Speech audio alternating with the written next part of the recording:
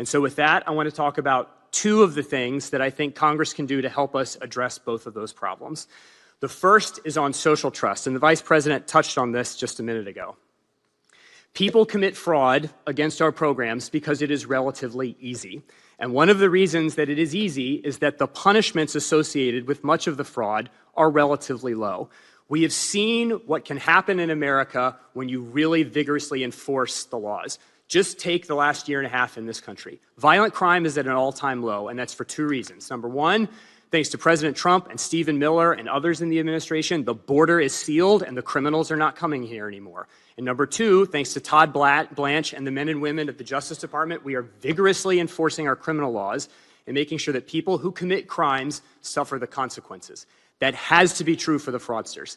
Every single person who considers raiding one of our agencies and taking money out of our pockets needs to think long and hard about what might happen to them if they are caught. And under this Justice Department, they will be caught. And so we want to work with Congress to dramatically increase the sentences associated, even with low-level frauds, to incent both the Justice Department to prosecute all fraud all the time and to make every fraudster think long and hard about whether it's worth facing a long time in jail before deciding to raid our programs. And then the second thing that we need to focus on has to do with another thing that the Vice President talked about, which is data sharing. Fraud is easy because data is difficult to get, and data is the enemy of fraud. One of the things that the Vice President has accomplished using this task force is that almost all of the agencies are now using automated AI-driven tools to find the fraud before the money leaves the agency. But the only way that works is if we have data.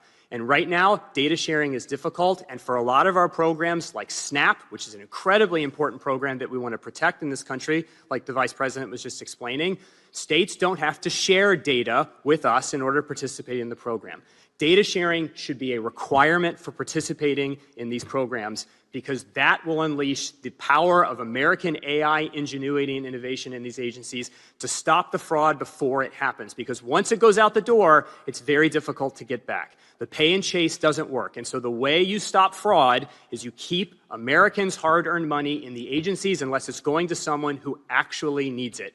And for that, we need data. We need data to make sure fraudsters don't get it, non-citizens don't get it, and the only way for that to happen is if we have data. And the easiest way for that to happen is not through rulemakings, it's not through guidance, it's Congress stepping up and saying, if you want to participate in these programs, if you want access to American taxpayer dollars, you have to share data so that we can fight fraud. And any state who doesn't want to share data, we should learn a lot about the leadership of that state. If they want to protect fraud more than they want to protect ordinary Americans, something really rotten is happening in that state. So those are just two of the things that we want to work with Congress to accomplish here under the Vice President's task force. There are a few things that we really need to do and that we can't do at the federal government without the cooperation of the Congress. And the first that I would say the most important of these is data sharing. So when we've looked at the anti-fraud efforts that we've taken, one of the weirdest and most difficult parts of this is the black box that exists around certain state programs. So for example, the SNAP program, which provides food resources to low-income people, it quite literally feeds hungry moms and children in our country, something that is very important and that I know every person at this table supports. We know that there is a lot of fraud in the SNAP program. We know that there are illegal aliens who benefit from the SNAP program, people who have no legal right to be in the country. We would like to stop that. But I think the American people would be shocked to learn, because I was certainly shocked when I learned it a few months ago, that when we send tax dollars to the states to administer the SNAP program, we have no visibility into who is ultimately getting those benefits. In other words, if the state of California gives those food stamp benefits to an illegal alien, to a violent criminal, the federal government has no visibility, and sometimes the states themselves have no visibility. So we need to work with Congress, and we need some legislation that would actually force some data sharing between the state governments and the federal governments. We need to know where your tax dollars are going, and if the state of California or the state of New York isn't going to tell us, we need Congress to force them to tell us, and I think that's the first and most important thing that we would like to do. The second is that we would like to see stiffer penalties for fraudsters. One of the things I said at the very beginning of the task force is that I was shocked by how often we would just let low-level fraud go. Like, $1 million of fraud, that's a lot of money. A person who had enriched themselves to the tune of $1 million, sometimes we wouldn't even prosecute this stuff. And even when we do prosecute it, we are limited by the penalties applied.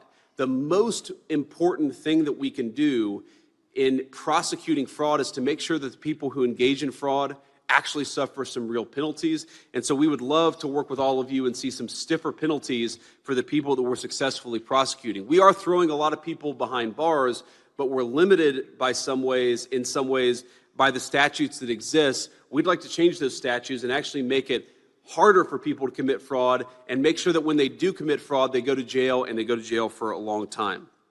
And finally, we need a little bit of money, not a lot of money, and frankly, we're saving way more money than we're taking in, but the Fraud Task Force, it involves every single agency of the federal government. Every single cabinet secretary has been great, and I want to give a special shout out to some of our all-stars, Bobby Kennedy at H&HS, Kelly Loeffler at SBA, Brooke at the Department of Agriculture.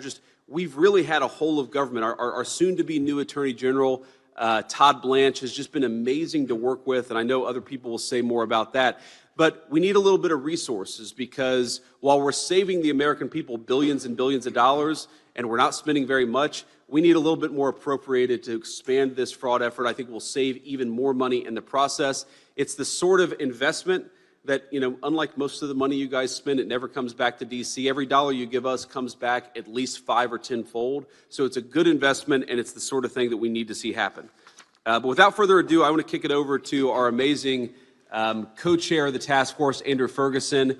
You see him on TV. He's amazing. But most importantly, behind the scenes when he's not on TV, he's doing amazing things for the American people. This whole thing would not work and would not work as well were it not for Andrew's hard work. So great job. Great to see you.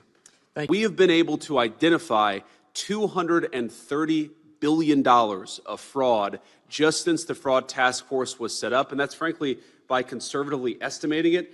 Andrew and I had a meeting in my office last week, and he said, do you want to estimate it conservatively or do you want to estimate it aggressively? And I said, well, I kind of want to estimate it aggressively, but then all you people will criticize us. So let's estimate it conservatively so that we can give the American people the most rock-solid explanation of how this task force is working to protect their money.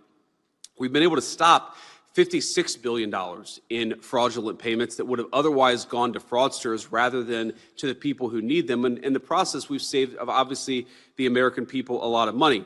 But as much as we've done and as much as we've had great successes, and this brings me to my final point before I kick it over to Andrew, this effort will fundamentally always have a limitation unless our colleagues in the House and the Senate are working with us.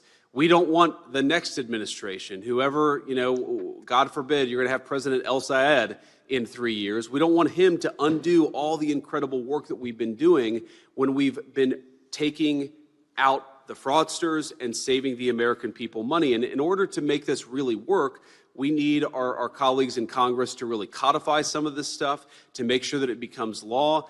And again, this is the sort of thing where, while I see only Republicans surrounding us today, we really have been able to work in some cases with Democratic governors and Democratic attorneys generals on the anti-fraud task force. And we would love, I'm not necessarily holding my breath, but we would love to work with Democrats in Washington to codify some of the anti-fraud actions that we've taken and to take it to the next level.